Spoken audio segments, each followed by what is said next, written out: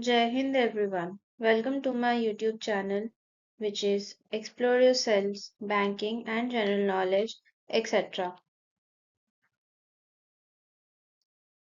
Today I'm going to describe about direct versus regular mutual funds, how a small cost difference can impact long-term wealth creation. Introduction. When investing in mutual funds, most investors pay attention to returns, fund rankings, and past performance. However, one crucial factor that often receives less attention is the expense ratio charged by the fund. While the difference between direct and regular mutual fund plans may appear minor at first glance, the power of compounding can magnify this cost significantly over long investment horizons. Understanding how these costs can affect wealth creation can help investors make more informed decisions aligned with their financial goals.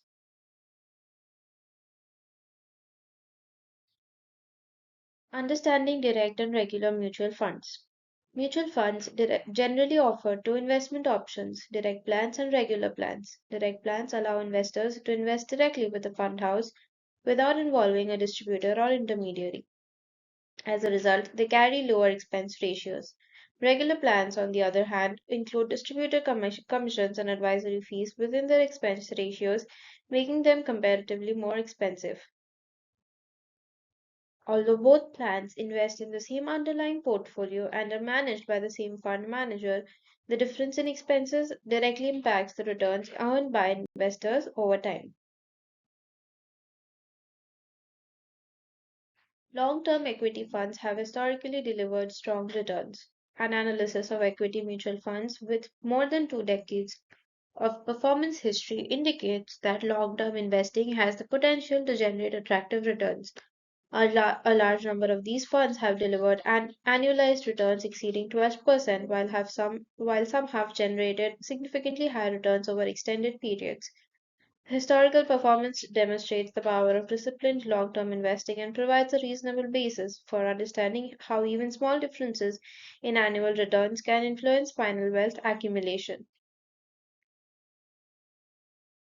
The expense ratio difference matters.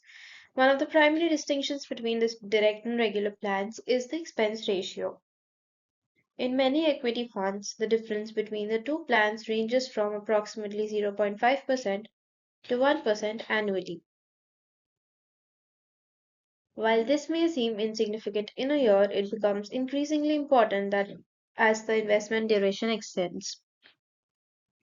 Every percentage point deducted from returns reduces the amount available for future compounding. Over several decades, this reduction can translate to a substantial difference in the final corpus. Impact on lump sum investments. Consider an investor who makes lump sum investment of rupees 10 lakhs and remains invested for 20 years. If the investment grows at an annual rate of 12%, the corpus can reach approximately rupees 95 lakh. However, if the annual return is reduced by just 1% due to higher expenses, the final value may decline to nearly rupees 81 lakh. This seemingly small difference in annual returns can result in a wealth gap of around rupees 15 to 16 lakh over the investment period. The longer the investment horizon, the greater the impact of this cost differential. Impact on SIP investments. The effect of higher expenses is equally visible in the systematic investment plans SIPs.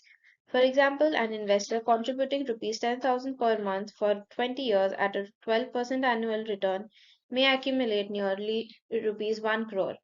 If the return is reduced to 11% due to higher costs, the final corpus could fall by more than rupees 12 lakh. This illustrates how recurring investments are also affected by the compounding effect of expense ratios over time. Why regular plans cost more? Regular mutual fund plans include commissions paid to distributors, advisors, or intermediaries who assist investors with financial planning and investment execution. These costs are embedded within the expense ratio and are not charged separately. As a result, investors may not directly notice these expenses, but they effectively reduce the returns generated by the investment. Over long periods, this can create a significant difference in wealth accumulation. The value of professional guidance. While direct plans are more cost efficient, lower expenses alone should not determine an investor's choice.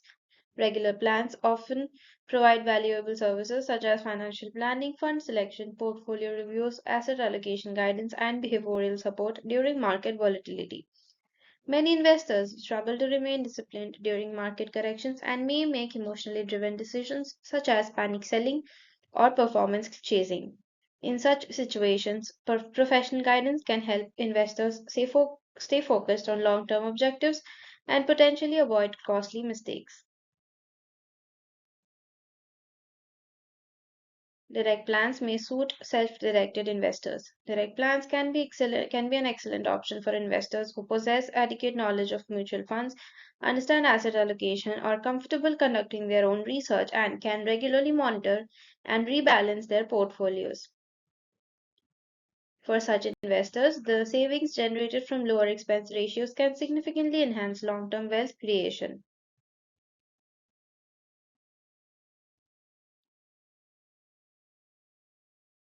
Regular plans may benefit investors seeking support. Investors who prefer expert guidance, personalized advice, and assistance during uncertain market conditions may find regular plans more suitable. The additional cost may be justified if the advisor helps maintain investment discipline and supports better decision making over time. For many individuals, the value of behavioral coaching and financial planning can outweigh the additional expense charged through a regular plan. Other factors are equally important. Investors should avoid evaluating mutual funds solely on the basis of expense ratios or past returns. A well chosen fund should also be assessed based on consistency of performance, risk management, portfolio quality, investment philosophy, fund manager experience, and suitability for the investor's financial objectives. Selecting a fund simply because it is the cheapest or because it delivered exceptional historical returns may not always lead to the best investment outcomes. Conclusion: the debate between direct and regular mutual fund plans extends beyond a simple comparison of costs. While direct plans offer the advantage of lower expenses and potentially higher long term returns, regular plans provide professional guidance that can help us investors remain disciplined and focus on their financial goals. A difference of even 1% in annual costs can translate into a wealth gap of rupees 10 to 15 lakh or more over a 20-year period. However, the most suitable choice ultimately depends on an investor's knowledge, confidence, discipline, and need for professional support. Successful investing is not only about minimizing costs, but also about making informed decisions and staying committed to a long term investment strategy. Disclaimer: this article is intended solely for educational and informational purposes.